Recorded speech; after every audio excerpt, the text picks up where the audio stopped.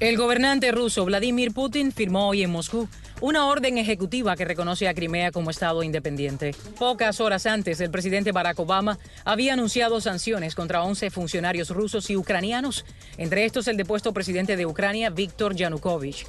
Por su parte, la Unión Europea impuso sanciones a 21 funcionarios vinculados con el referéndum según el cual 96% de los habitantes de Crimea votaron ayer a favor de la independencia. El vicepresidente de la nación, Joe Biden, partía hoy hacia Europa para reunirse con dirigentes de Polonia, Latvia, Estonia y Lituania. Y el propio presidente Barack Obama lo hará la semana próxima para conversar con sus aliados de la OTAN. Por decisión unánime, el hasta ahora Parlamento ucraniano de Crimea le pidió a Naciones Unidas que reconozca ese territorio como nación soberana, mientras casi simultáneamente votaba, también por unanimidad, a favor de la anexión a Rusia. El Parlamento ruso someterá la solicitud a votación en los próximos días. Le digo bienvenido a Eric de la Fuente, consultor internacional, un hombre que vivió en Ucrania, que todavía tiene oficinas en la capital de ese país, Kiev. Gracias por acompañarnos. Buenas noches. Para mí es como ver a alguien que le quitan la ropa y hay un teatro lleno de gente, pero no es teatro, es vida real, y todo el mundo dice, bueno, si le sigue robando, vamos a ponerle una sanción y no va a poder comprar refrescos afuera. ¿Cómo la ve usted? Bueno, esto realmente es un momento histórico porque es mucho más grande de lo que está ocurriendo. Se están estableciendo precedentes importantes. Número uno, a nivel geopolítico, ¿hasta qué nivel puede Rusia realmente expandirse en su periferia y qué reacción o qué limitación tiene el occidente? Número dos, hay muchas regiones autónomas alrededor del mundo, incluyendo dentro de Rusia, que están mirando esto de una manera están siguiéndolo de cerca, porque esto es un referendo que pasa sin ningún tipo de constitucionalidad. Y tercero, pero muy importante, va a ser muy difícil que ningún país de ahora en adelante firme entregar sus armas nucleares, como hizo Ucrania en el año 1994 cuando se estableció este acuerdo, porque si no se respeta ahora, ya vemos que si Ucrania hubiera tenido armas nucleares, a lo mejor esto no estuviera sucediendo de esta forma. Y las tres cosas que plantea son realmente impresionantes, pero esta última es la más tremenda, porque no hubiera ocurrido esto si Ucrania tuviera sus armas nucleares. Absolutamente, y por eso va a ser muy difícil negociaciones con Irán, con Corea del Norte, porque Ucrania tenía armas nucleares y justo en el 94, cuando firman, donde le garantizaban las fronteras, incluyendo a Crimea, lo que Ucrania entregó fueron sus armas nucleares. Vamos a establecer contacto con el profesor de Derecho y Relaciones Internacionales del Tecnológico de Monterrey, Dejan Mihailovich. Un gusto tenerlo con nosotros, señor. Buenas noches.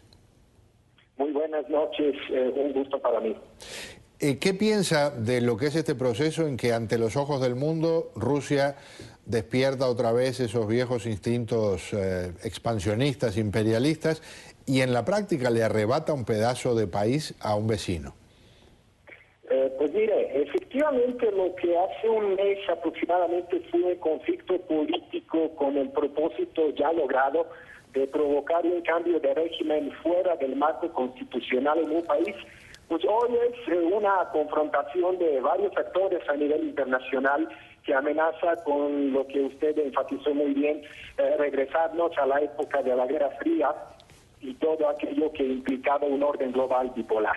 Vaya, hace un mes no era nada difícil prever que las protestas populares dirigidas contra un gobierno autoritario y corrupto se transformaran en un delicado escenario en el que en un país devastado, de hecho, por una grave crisis política, económica y social, y que se encuentre ahora entre, por un lado, nada envidiables aspiraciones de un neoimperialismo ruso, y por el otro, las ya tradicionales pretensiones hegemónicas de las potencias occidentales.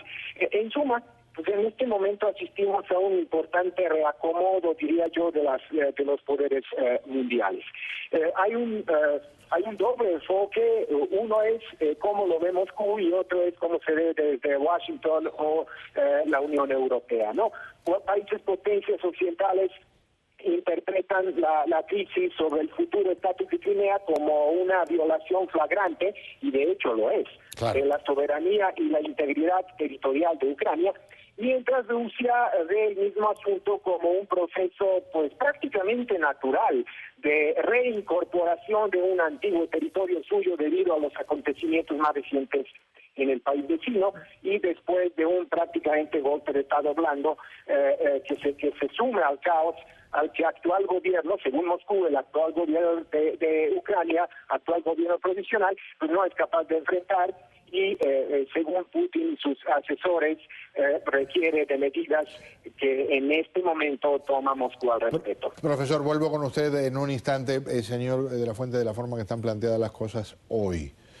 Estamos hablando de que es cuestión de días, horas tal vez, que se anuncie el siguiente paso, que es alguna integración de Crimea con la Federación Rusa. Bueno, ya hoy se lo reconocieron a Crimea como un estado independiente. Va a ser interesante mañana, cuando Putin le habla a la Duma, a ver qué va a decir, si hay muchas especulaciones. Yo creo que también hay que ver si hay ciertas negociaciones andando. Yo creo que ya hay que entender que ya Rusia controlaba la Crimea, no de esta manera, obviamente no anexar, y le interesa también tener un control más fuerte sobre las áreas del este de Ucrania, áreas como Donetsk y Kharkov, que eso hemos visto también que han habido protestas, también, han tomado edificios, y recuerden, esas son las áreas que son importantes a nivel económico en Ucrania, donde están las grandes industrias ucranianas, las grandes poblaciones, perdón, las grandes industrias ucranianas, pero también poblaciones rusas muy importantes. Así que eso es importante ver, y lo otro, no perder en cuenta de que qué va a pasar entonces con otros grupos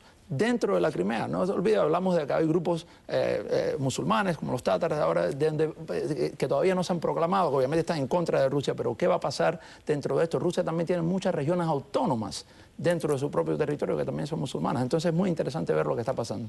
Mientras el presidente de la nación más poderosa de la Tierra, que por cierto sigue siendo Estados Unidos, anuncia que habrá algunos funcionarios rusos que no puedan viajar. Vamos a escuchar algo de lo que dice.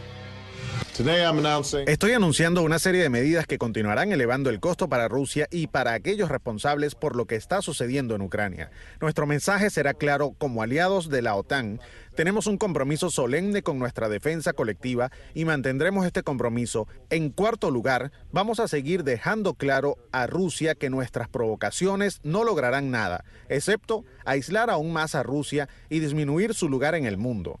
La comunidad internacional seguirá actuando unida para oponerse a cualquier violación de la soberanía y la integridad territorial de Ucrania, y la continua intervención militar rusa en Ucrania solo profundizará el aislamiento diplomático de Rusia y constituirá una carga mayor para la economía rusa. Profesor Mikhailovich, brevemente, su impresión de qué es lo próximo, qué sería natural esperar, porque aquí nadie le va a declarar la guerra a nadie, por lo menos no parece que sea realista eso. Por supuesto. Yo creo que en este momento, con las tensiones políticas en Venezuela, la persistente guerra civil en Siria, el ya tradicional foco conflictivo en Cisjordania, en la Franja de Gaza, y el difícilmente logrado acuerdo sobre la supervisión del programa nuclear en Irán, a nadie, absolutamente a nadie le conviene una escalada bélica en la antesala de una potencia nuclear como es Rusia. Ahora bien, las sanciones anunciadas por el presidente Barack Obama y algunos emisarios europeos en contra de algunos funcionarios rusos obviamente no serán nada significativas en términos de que Rusia se retracte en sus decisiones de anexar a Crimea. Incluso algunos líderes de la Unión Europea están considerando la opción de disminuir significativamente su dependencia de los energéticos rusos, cosa que se antoja difícil tomando en cuenta la actual fragilidad de las economías europeas. Por ejemplo, Laurent Fabius, el ministro de Exteriores de Francia, hoy en día anunció la posibilidad de revisar un tratado con Rusia sobre la venta de unos buques de guerra si el gobierno de Putin sigue mostrando poca flexibilidad con respecto a Ucrania.